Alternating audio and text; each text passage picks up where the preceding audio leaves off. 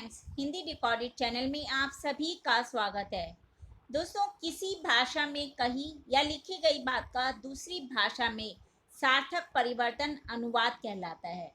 अनुवाद प्राचीन काल से ही होता आ रहा है। दोस्तों, जिस भाषा से अनुवाद किया जाता है वह मूल भाषा या स्रोत भाषा कहलाती है, और जिस नई भाषा में अनुवाद करना है वह प्रस्तुत भाषा या लक्ष्य भाषा कहलाती है। इस प्रकार स्रोत भाषा में प्रस्तुत भाव या विचार को बिना किसी परिवर्तन के लक्ष्य भाषा में प्रस्तुत करना ही अनुवाद है। अनुवाद का दैनिक जीवन में बहुत महत्व है। हम सभी को कभी ना कभी अनुवाद की आवश्यकता जरूर होती है। हम यह भी कह सकते हैं कि अनुवाद हमारी जिंदगी का एक अहम हिस्सा है। दोस्तों, अनुवाद कई प्रकार के होते हैं। आज के अध्याय में हम अनुवाद कितने प्रकार के होते हैं इस पर विस्तार पूर्वक चर्चा करेंगे। तो चलिए दोस्तों, शुरू करते हैं अपना आज का अध्याय और जानते हैं अनुवाद के प्रकार। अनुवाद कई प्रकार के होते हैं। अनुवाद के प्रकार का विभाजन मुख्यतः दो प्रकार से किया जा सकता है। पहला क्या है? अनुवाद की विषय वस्तु के आधार पर उसका विभाजन होता है, और दूसरा है उसकी प्रक्रिया के आधार पर। उदाहरण के लिए, विषय वस्तु के आधार पर साहित्य अनुवाद, कार्यालय अनुवाद, विधिक अनुवाद, आशु अनुवाद, वैज्ञानिक एवं तकनीकी अनुवाद, वाणिज्यिक अनुवाद आदि आते हैं। और प्रक्रिया के आधार पर कौन से अनुवाद आते हैं? शब्दानुवाद, भावानुवाद, सारानुवाद और यांत्रिक अनुवाद। तो चलिए दोस्तों, अब हम इन पर विस्तार पूर्वक चर्चा करते हैं। गद्य पद्य के आधार पर देखते हैं अनुवाद के प्रकार। उसमें पहला है गद्य अनुवाद। गद्य अनुवाद किसे कहते हैं दोस्तों? जब हम किसी भी गद्य रचना का अनुवाद गद्य में ही करते हैं तो वह अनुवाद गद्य अनुवाद कहलाता है। लेकिन कुछ विशेष कृतियों का पद्य से गद्य में भी अनुवाद किया जाता है। अब जैसे मेघदूतम का हिंदी का कवि नागार्जुन द्वारा गद्य अनुवाद, ये मेघदूत का जो कालिदास का मेघदूत नाटक था, इसका हिंदी कवि नागार्जुन ने गद्य अनुवाद किया था। अगला है हमारा पद्य अनुवाद। जब पद्य में ही अनुवाद किया जाता है तो वह पद्य अनुवाद कहलाता है। दुनिया भर में विभिन्न भाषाओं में लिखे गए काव्य एवं महाकाव्य के अनुवादों की संख्या बहुत विशाल है। इलियड के वेस्टलैंड, कालिदास के मेघदूतम एवं कुमार संभवम तथा टैगोर की गीतांजलि का विभिन्न भाषाओं में पद्य अनुवाद किया गया है।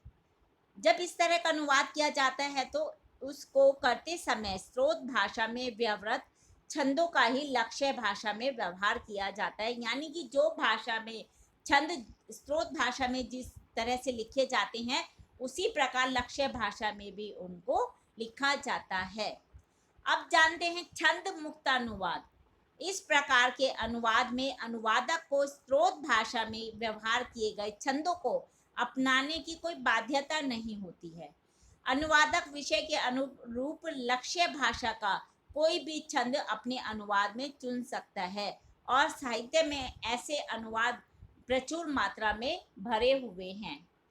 अब हम देखते हैं साहित्य विधा के आधार पर अनुवाद कितने प्रकार के होते हैं। उसमें पहला होता है काव्य अनुवाद। स्रोत भाषा में लिखे गए काव्य का लक्ष्य भाषा में रूपांतरण काव्य अनुवाद कहलाता है। यह आवश्यकता अनुसार गद्य, पद्य एवं मुक्त छंद में भी किया जा सकता है। होमर के महाकाव्य इलियड एवं कालिदास के मेघदूतम और ऋतुसंहार इसके प्रमुख उदाहरण हैं। नाट्य अनुवाद। किसी भी नाट्य कृति का नाटक के रूप में जब अनुवाद किया जाता है तो उसे हम कहते हैं नाट्य अनुवाद। संस्कृत के नाटकों के हिंदी अनुवाद तथा शेक्सपियर के नाटकों के अन्य भाषाओं में किए गए अनुवाद इसके उत्कृष्ट उदाहरण हैं। कथा अनुवाद। कथा अनुवाद के अंतर्गत कहानियों एवं उपन्यासों के रूप में ही अनुवाद किया जाता है। विश्व प्रसिद्ध उपन्यासों एवं कहानियों के अनुवाद काफी प्रचलित एवं लोकप्रिय हैं। भूपालसा एवं प्रेमचंद की कहानियों का दुनिया की विभिन्न भाषाओं में अनुवाद हुआ है। अगला है अन्य साहित्यिक विधाओं के अनुवाद।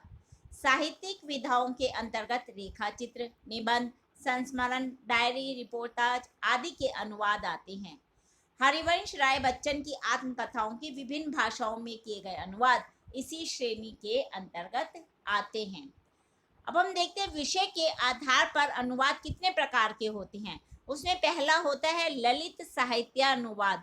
इसके अंतर्गत साहित्यिक विधाओं को रखा जाता है, जैसे कविता, ललित निबंध, कहानी, डायरी, आत्मकथा, उपन्यास आदि। अगला है धार्मिक पौराणिक साहित्य अनुवाद।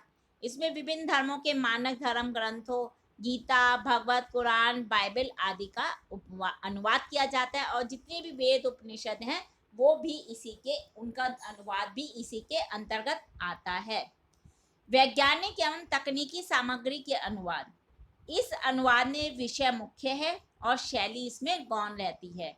इसमें भावानुवाद त्याज्य है और प्रायः शब्दानुवाद अपेक्षित है। इसमें पारिभाषिक शब्दावली का प्रयोग अपेक्षित है और ध्वन्यात्मक और व्यंग्यात्मक शब्दावली का इसमें प्रयोग नहीं किया जाता। इसमें अनुवाद विषय का सम्यक जानकार और प्रशिक्षित होना आवश्यक है। विधि का अनुवाद। इसमें